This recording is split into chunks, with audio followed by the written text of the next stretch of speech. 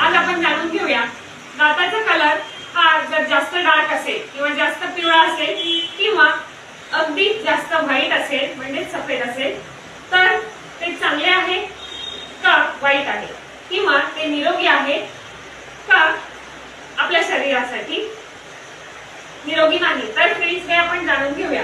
तर फ्रेंड्स वेगवेगळे दाताचे शेड असतात, साधारणपणे 16 शेड असतात। इथे दाखवल्याप्रमाणे दाताचे पिवळ्यापासून ते अगदी सफेद पर्यंत वेगवेगळे असे शेड असतात। तर तुम्ही जाणून आहातच की असे वेगवेगळे शेड असले तरी सुद्धा दात निरोगी आहेत का निरोगी नाही हे आपण आज जाणणार आहोत। तर फ्रेंड्स विविध शेड असले तरी पण दाताचा जर मजबूतपणा, जर त्यांचा टिकाऊपणा आणि त्यांचे व्यवस्थित काम देण्याची वृत्ती म्हणजे जर फंक्शनलनेस आपण ज्याला म्हणतो ते जर सुरळीत चालू असेल तर कुठल्याही शेडचे दात